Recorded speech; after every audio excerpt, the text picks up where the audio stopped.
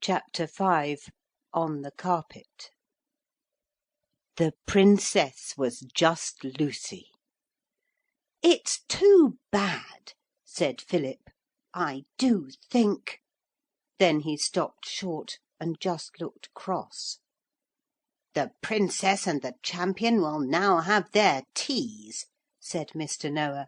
'Right about face, everybody, please, and quick march.' Philip and Lucy found themselves marching side by side through the night made yellow with continuous fireworks. You must picture them marching across a great plain of grass where many coloured flowers grew. You see, a good many of Philip's buildings had been made on the drawing room carpet at home, which was green with pink and blue and yellow and white flowers.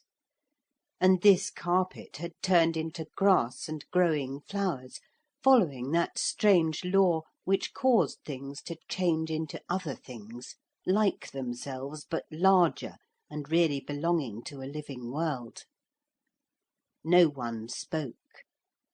Philip said nothing because he was in a bad temper. And if you are in a bad temper, nothing is a good thing to say. To circumvent a dragon and then kill it, and to have such an adventure end in tea with Lucy, was too much. And he had other reasons for silence too. And Lucy was silent because she had so much to say that she didn't know where to begin, and besides she could feel how cross Philip was. The crowd did not talk, because it was not etiquette to talk when taking part in processions. Mr. Noah did not talk because it made him out of breath to walk and talk at the same time, two things neither of which he had been designed to do. So that it was quite a silent party which at last passed through the gateway of the town and up its streets. Philip wondered where the tea would be, not in the prison, of course. It was very late for tea, too, quite the middle of the night it seemed. But all the streets were brilliantly lighted, and flags and festoons of flowers hung from all the windows and across all the streets. It was in the front of a big building in one of the great squares of the city that an extra display of coloured lamps disclosed open doors and red-carpeted steps.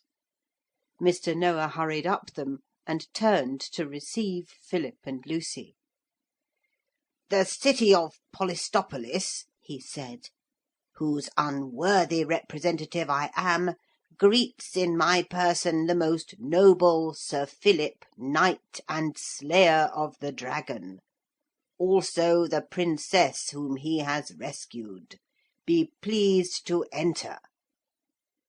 They went up the red-cloth covered steps and into a hall, very splendid with silver and ivory. Mr. Noah stooped to a confidential question. 'You'd like a wash, perhaps?' he said, 'and your Princess too. And perhaps you'd like to dress up a little before the banquet, you know.' 'Banquet?' said Philip.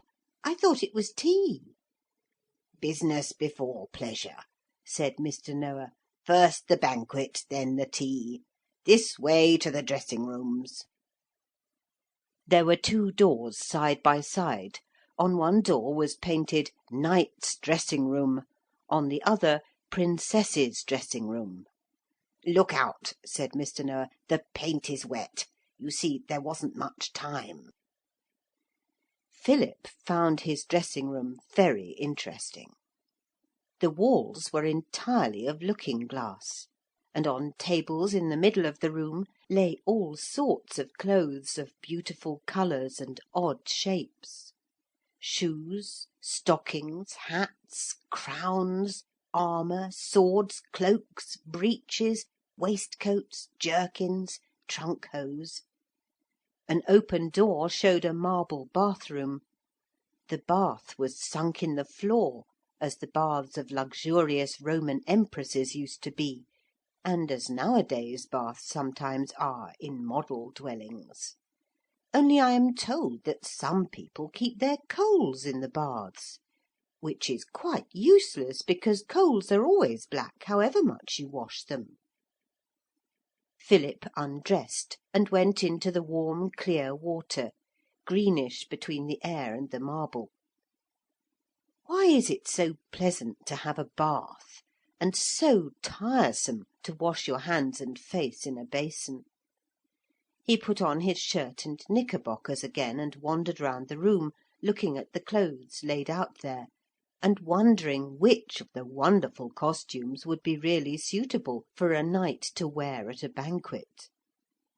After considerable hesitation he decided on a little soft shirt of chain mail that made just a double handful of tiny steel links as he held it. But a difficulty arose. "I don't know how to put it on," said Philip, "and I expect the banquet is waiting. How cross it'll be." He stood undecided, holding the chain mail in his hands, when his eyes fell on a bell handle. Above it was an ivory plate, and on it, in black letters, the word valet. Philip rang the bell. Instantly a soft tap at the door heralded the entrance of a person whom Philip at the first glance supposed to be a sandwich man. But the second glance showed that the oblong flat things which he wore were not sandwich boards but dominoes. The person between them bowed low. "Oh," said Philip, "I rang for the valet." "I am not the valet," said the domino-enclosed person, who seemed to be in skin-tight black clothes under his dominoes. "I am the Master of the Robes. I only attend on really distinguished persons. 66 at your service, sir. Have you chosen your dress?" "I'd like to wear the armour," said Philip, holding it out. "It seems the right thing for a knight," he added. "Quite so, sir. I confirm your opinion." He proceeded to dress Philip in a white tunic, and to fasten the coat of mail over this. "I've had a great deal of experience," he said. "You couldn't have chosen better. You see, I'm master of the subject of dress. I am able to give my whole mind to it. My own dress being fixed by law, and not subject to changes of fashion, leaves me free to think for others, and I think deeply. But I see that you can think for yourself." You have no idea how jolly Philip looked in the mail coat and mailed hood, just like a crusader.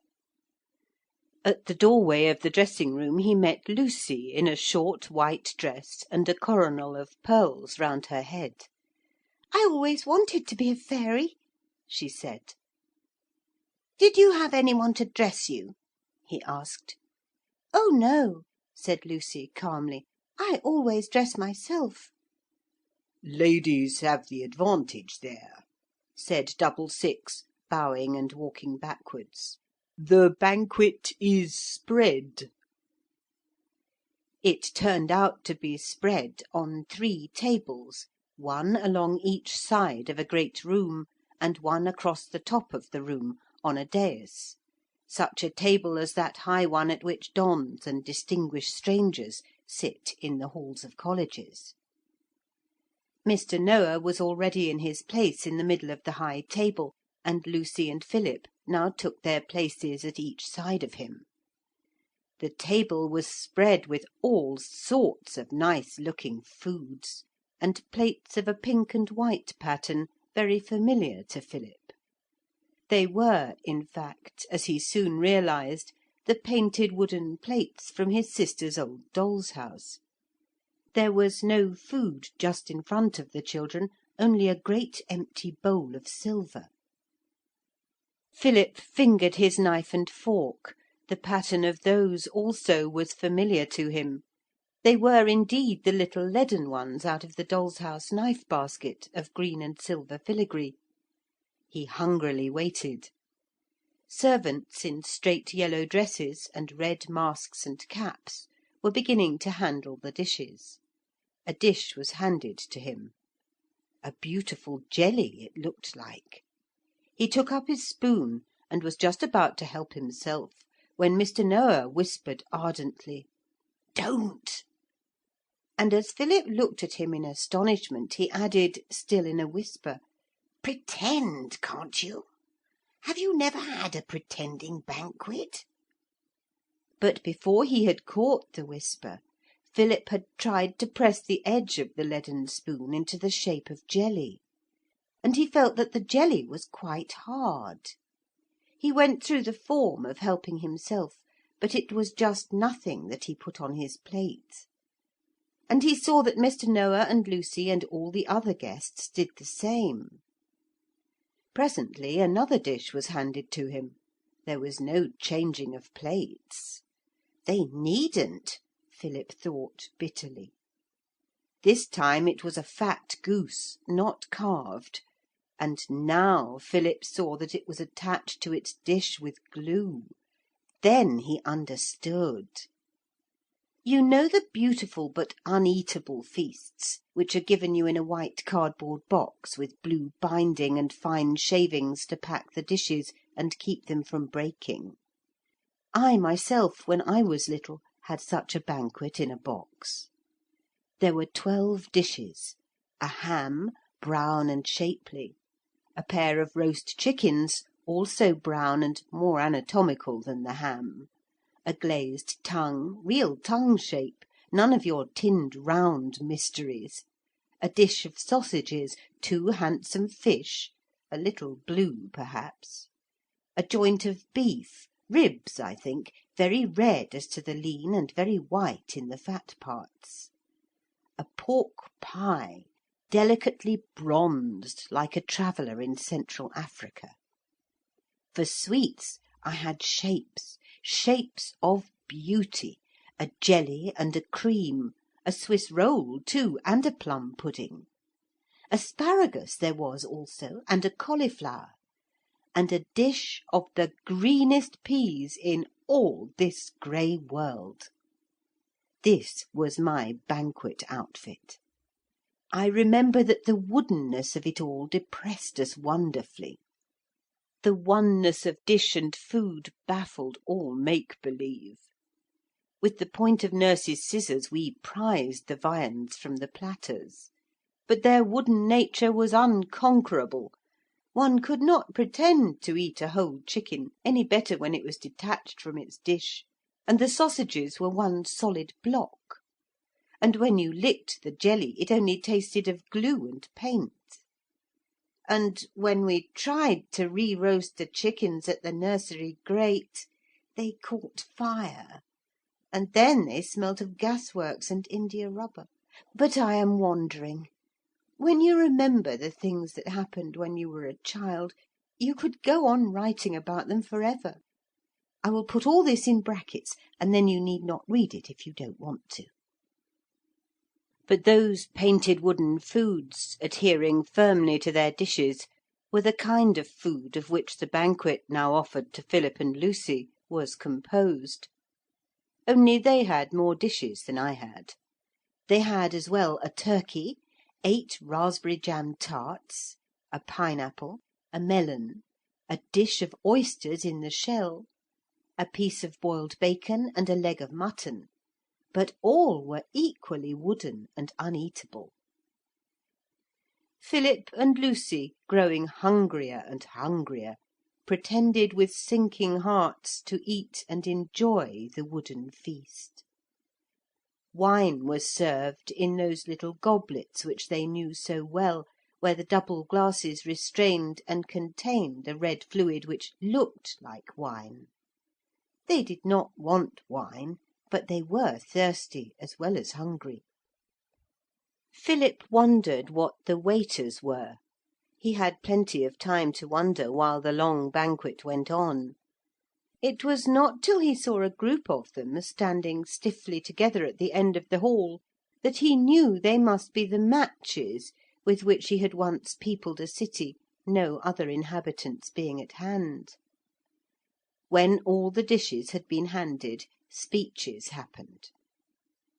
'Friends and fellow citizens,' Mr. Noah began, and went on to say how brave and clever Sir Philip was, and how likely it was that he would turn out to be the Deliverer. Philip did not hear all this speech. He was thinking of things to eat. Then every one in the hall stood and shouted, and Philip found that he was expected to take his turn at speech making. He stood up trembling and wretched. 'Friends and fellow citizens,' he said, 'thank you very much. I want to be the Deliverer, but I don't know if I can,' and sat down again amid roars of applause. Then there was music from a grated gallery, and then, I cannot begin to tell you how glad Lucy and Philip were, Mr. Noah said, once more in a whisper, 'Cheer up, the banquet is over. Now we'll have tea.' Tea turned out to be bread and milk in a very cosy, blue silk lined room opening out of the banqueting hall. Only Lucy, Philip and Mr. Noah were present. Bread and milk is very good even when you have to eat it with the leaden spoons out of the doll's house basket. When it was much later, Mr. Noah suddenly said, 'Good night,' and in a maze of sleepy repletion, look that up in the dicker, will you? The children went to bed. Philip's bed was of gold with yellow satin curtains, and Lucy's was made of silver with curtains of silk that were white. But the metals and colours made no difference to their deep and dreamless sleep. And in the morning there was bread and milk again, and the two of them had it in the blue room without Mr. Noah. 'Well,' said Lucy, looking up from the bowl of white floating cubes, 'do you think you're getting to like me any better?' 'No,' said Philip, brief and stern, like the skipper in the song. 'I wish you would,' said Lucy. 'Well, I can't,' said Philip. 'But I do want to say one thing. I'm sorry I bunked and left you, and I did come back.' 'I know you did,' said Lucy.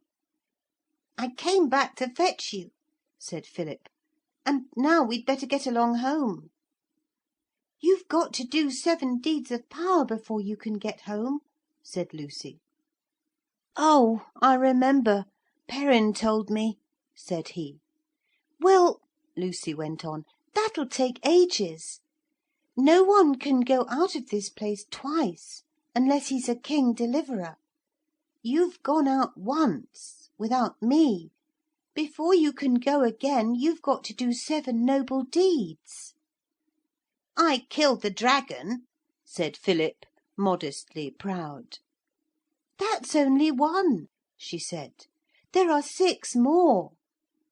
And she ate bread and milk with firmness. 'Do you like this adventure?' he asked abruptly.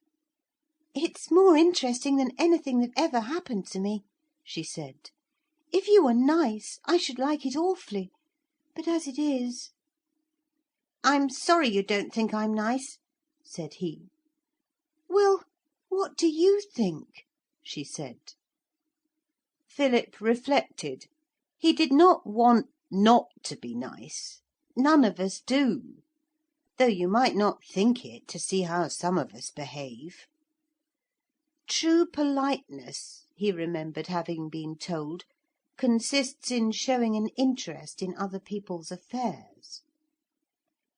'Tell me,' he said, very much wishing to be polite and nice, 'tell me what happened after you didn't come down the ladder with me.' 'Alone and deserted,' Lucy answered promptly. 'My sworn friend having hooked it and left me, I fell down, and both my hands were full of gravel, and the fierce soldiery surrounded me.' 'I thought you were coming just behind me,' said Philip, frowning. 'Well, I wasn't.' 'And then?' 'Well, then, you were silly not to stay. They surrounded me, the soldiers I mean, and the captain said, 'Tell me the truth. Are you a destroyer or a deliverer?' So of course I said I wasn't a destroyer, whatever I was, and then they took me to the palace and said I could be a princess till the Deliverer King turned up. They said," she giggled gaily, "that my hair was the hair of a deliverer and not of a destroyer, and I've been most awfully happy ever since. Have you?" "No," said Philip, remembering the miserable feeling of having been a coward and a sneak that had come upon him when he found that he had saved his own skin and left Lucy alone in an unknown and dangerous world. "Not exactly happy, I shouldn't call it." "It's beautiful being a princess," said Lucy. "I wonder what your next noble deed will be. I wonder whether I could help you with it." She looked wistfully at him. "If I'm going to do noble deeds, I'll do them. I don't want any help, thank you, especially from girls," he answered. "I wish you did," said Lucy, and finished her bread and milk. Philip's bowl also was empty. He stretched arms and legs and neck. "It is rum," he said. "Before this began I never thought a thing like this could begin, did you?" "I don't know," she said. "Everything's very wonderful. I've always been expecting things to be more wonderful than they ever have been. You get sort of hints and nudges, you know. Fairy tales, yes, and dreams. You can't help feeling they must mean something. And your sister and my daddy, the two of them being such friends when they were little, and then parted and then getting friends again, that's like a story in a dream, isn't it? And your building the city and me helping, and my daddy being such a dear darling and your sister being such a darling dear, it did make me think beautiful things were sort of likely. Didn't it you?" "No," said Philip. "I mean, yes," he said. And he was, in that moment, nearer to liking Lucy than he had ever been before. "Everything's very wonderful, isn't it?" "Ahem," said a respectful cough behind them. They turned to meet the calm gaze of Double Six. "If you've quite finished breakfast, Sir Philip," he said, "Mr. Noah would be pleased to see you in his office." "Me too," said Lucy, before Philip could say, "Only me, I suppose." "You may come too, if you wish it, your Highness," said Double Six, bowing stiffly. They found Mr. Noah very busy in a little room littered with papers. He was sitting at a table writing. "Good morning, Princess," he said. "Good morning, Sir Philip. You see me very busy. I am trying to arrange for your next labour." "Do you mean my next deed of valour?" Philip asked. "We have decided that all your deeds need not be deeds of valour," said Mr. Noah, fiddling with a pen. "The strange labours of Hercules, you remember, were some of them dangerous and some merely difficult. I have decided that difficult things shall count. There are several things that really need doing," he went on half to himself. "There's the fruit supply and the dwellers by the sea and... But that must wait. We try to give you as much variety as possible. Yesterday's was an outdoor adventure. Today's shall be an indoor amusement. I say today's, but I confess that I think it not unlikely that the task I am now about to set the candidate for the post of King Deliverer, the task, I say, which I am now about to set you, may quite possibly occupy some days, if not weeks, of your valuable time." "But our people at home," said Philip. "It isn't that I'm afraid, really and truly it isn't.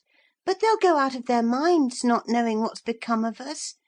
Oh, Mr. Noah, do let us go back." 'It's all right,' said Mr. Noah. 'However long you stay here, time won't move with them. I thought I'd explained that to you.' 'But you said—' 'I said you'd set our clocks to the time of your world when you deserted your little friend. But when you had come back for her and rescued her from the dragon, the clocks went their own time again. There's only just that time missing that happened between your coming here the second time and your killing the dragon.' 'I see,' said Philip. But he didn't. I only hope you do. 'You can take your time about this new job,' said Mr. Noah, 'and you may get any help you like. I shan't consider you've failed till you've been at it 3 months. After that the Pretenderette would be entitled to her chance.'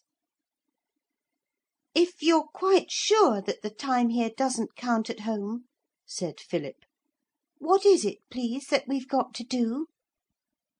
'The greatest intellects of our country have for many ages occupied themselves with the problem which you are now asked to solve,' said Mr. Noah.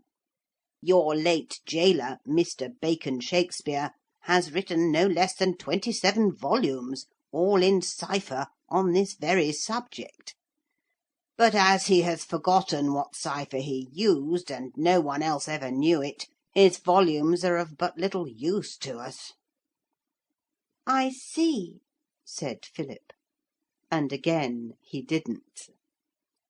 Mr. Noah rose to his full height, and when he stood up the children looked very small beside him. 'Now,' he said, 'I will tell you what it is that you must do. I should like to decree that your second labour should be the tidying up of this room. All these papers are prophecies relating to the Deliverer. But it is one of our laws that the judge must not use any public matter for his own personal benefit. So I have decided that the next labour shall be the disentangling of the mazy carpet. It is in the pillared hall of public amusements. I will get my hat and we will go there at once. I can tell you about it as we go.' And as they went down streets and past houses and palaces, all of which Philip could now dimly remember to have built at some time or other, Mr. Noah went on: 'It is a very beautiful hall, but we have never been able to use it for public amusement or anything else. The giant who originally built this city placed in this hall a carpet so thick that it rises to your knees, and so intricately woven that none can disentangle it. It is far too thick to pass through any of the doors. It is your task to remove it.' 'Why, that's as easy,' said Philip. 'I'll cut it in bits and bring out a bit at a time.' 'That would be most unfortunate for you,' said Mr. Noah.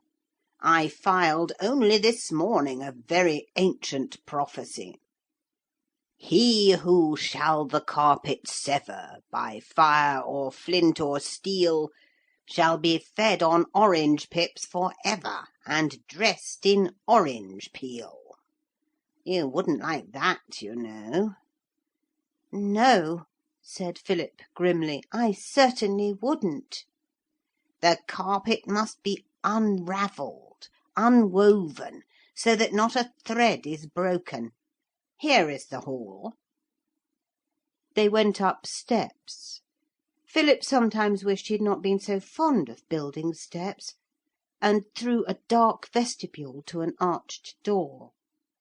Looking through it they saw a great hall, and at its end a raised space, more steps, and 2 enormous pillars of bronze, wrought in relief with figures of flying birds.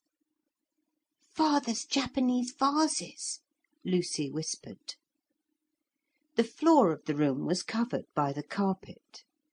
It was loosely but difficultly woven of very thick soft rope of a red colour.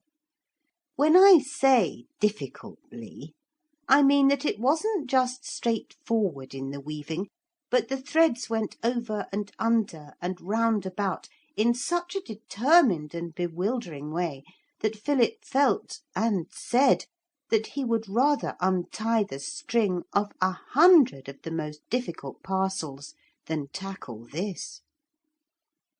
'Well,' said Mr. Noah, 'I leave you to it. Board and lodging will be provided at the Provisional Palace where you slept last night. All citizens are bound to assist when called upon. Dinner is at 1. Good morning.' Philip sat down in the dark archway and gazed helplessly at the twisted strands of the carpet. After a moment of hesitation Lucy sat down too, clasped her arms round her knees, and she also gazed at the carpet. They had all the appearance of shipwrecked mariners looking out over a great sea and longing for a sail. 'Ha, ha, tee hee,' said a laugh close behind them. They turned, and it was the motor-veiled lady, the hateful Pretenderette, who had crept up close behind them and was looking down at them through her veil. 'What do you want?' said Philip severely. 'I want to laugh,' said the motor lady. 'I want to laugh at you, and I'm going to.' 'Well, go and laugh somewhere else then,' Philip suggested. 'Ah, but this is where I want to laugh. You and your carpet. You'll never do it. You don't know how. But I do.' 'Come away,' whispered Lucy, and they went. The Pretenderette followed slowly. Outside a couple of Dutch dolls in check suits were passing, arm in arm. 'Help!' cried Lucy suddenly, and the Dutch dolls paused and took their hats off. 'What is it?' the taller doll asked, stroking his black painted moustache. 'Mr. Noah said all citizens were bound to help us,' said Lucy a little breathlessly. 'But of course,' said the shorter doll, bowing with stiff courtesy. 'Then,' said Lucy, 'will you please take that motor person away and put her somewhere where she can't bother till we've done the carpet?' 'Delighted,' exclaimed the agreeable Dutch strangers, darted up the steps, and next moment emerged with the form of the Pretenderette between them, struggling indeed, but struggling vainly. 'You need not have the slightest further anxiety,' the taller Dutchman said. 'Dismiss the incident from your mind. We will take her to the Hall of Justice. Her offence is bothering people in pursuit of their duty. The sentence is imprisonment for as long as the botheree chooses. Good morning.' 'Oh, thank you,' said both the children together. When they were alone, Philip said, and it was not easy to say it, 'That was jolly clever of you, Lucy. I should never have thought of it.' 'Oh, that's nothing,' said Lucy, looking down. 'I could do more than that.' 'What?' he asked. 'I could unravel the carpet,' said Lucy with deep solemnity. 'But it's me that's got to do it,' Philip urged. 'Every citizen is bound to help if called in,' Lucy reminded him, 'and I suppose a princess is a citizen.' 'Perhaps I can do it by myself,' said Philip. 'Try,' said Lucy, and sat down on the steps, her fairy skirts spreading out round her like a white double hollyhock. He tried. He went back and looked at the great coarse cables of the carpet. He could see no end to the cables, no beginning to his task. And Lucy just went on sitting there like a white hollyhock. And time went on, and presently became, rather urgently, dinner time. So he went back to Lucy and said, 'All right. You can show me how to do it, if you like.' But Lucy replied, "Not much. If you want me to help you with this, you'll have to promise to let me help in all the other things. And you'll have to ask me to help. Ask me politely too." "I shan't then," said Philip. But in the end he had to, politely also. "With pleasure," said Lucy the moment he asked her, and he could see she had been making up what she should answer while he was making up his mind to ask. "I shall be delighted to help you in this and all the other tasks. Say yes." "Yes," said Philip, who was very hungry. "In this and all the other tasks, say." "In this and all the other tasks," he said. "Go on, how can we do it?" "It's crochet," Lucy giggled. "It's a little crochet mat I'd made of red wool, and I put it in the hall that night. You've just got to find the end and pull, and it all comes undone. You just want to find the end and pull." "It's too heavy for us to pull." "Well," said Lucy, who had certainly had time to think everything out, "you get one of those twisty round things they pull boats out of the sea with, and I'll find the end while you're getting it." She ran up the steps, and Philip looked round the buildings on the other 3 sides of the square to see if any one of them looked like a capstan shop, for he understood, as of course you also have done, that a capstan was what Lucy meant. On a building almost opposite he read, "Naval Necessaries Supply Company," and he ran across to it. "Rather," said the secretary of the company, a plump sailor doll, when Philip had explained his needs. "I'll send a dozen men over at once. Only too proud to help, Sir Philip. The Navy is always keen on helping valour and beauty." "I want to be brave," said Philip, "but I'd rather not be beautiful." "Of course not," said the secretary, and added surprisingly, "I meant the Lady Lucy." "Oh," said Philip. So 12 bluejackets and a capstan outside the Hall of Public Amusements were soon the centre of a cheering crowd. Lucy had found the end of the rope, and 2 sailors dragged it out and attached it to the capstan, and then, round and round with a will and a breathless chanty, the carpet was swiftly unravelled. Dozens of eager helpers stood on the parts of the carpet which were not being unravelled to keep it steady while the pulling went on. The news of Philip's success spread like wildfire through the city, and the crowds gathered thicker and thicker.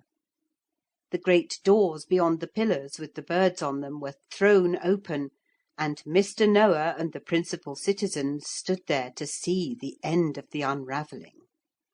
"Bravo!" said every one in tremendous enthusiasm. "Bravo, Sir Philip!" "It wasn't me," said Philip difficultly, when the crowd paused for breath. "It was Lucy thought of it." "Bravo! Bravo!" shouted the crowd louder than ever. "Bravo for the Lady Lucy! Bravo for Sir Philip, the modest truth teller!" "Bravo, my dear," said Mr. Noah, waving his hat and thumping Lucy on the back. "I'm awfully glad I thought of it," she said. "That makes 2 deeds Sir Philip's done, doesn't it? 2 out of the 7." "Yes, indeed," said Mr. Noah enthusiastically. "I must make him a baronet now. His title will grow grander with each deed. There's an old prophecy that the person who finds out how to unravel the carpet must be the first to dance in the Hall of Public Amusements. The clever one, the noble one, who makes the carpet come undone, shall be the first to dance a measure within the Hall of Public Pleasure. I suppose public amusement was too difficult a rhyme, even for these highly skilled poets, our astrologers. You, my child, seem to have been well inspired in your choice of a costume. Dance then, my Lady Lucy, and let the prophecy be fulfilled.' So all down the wide clear floor of the Hall of Public Amusement Lucy danced, and the people of the city looked on and applauded, Philip with the rest. End of chapter 5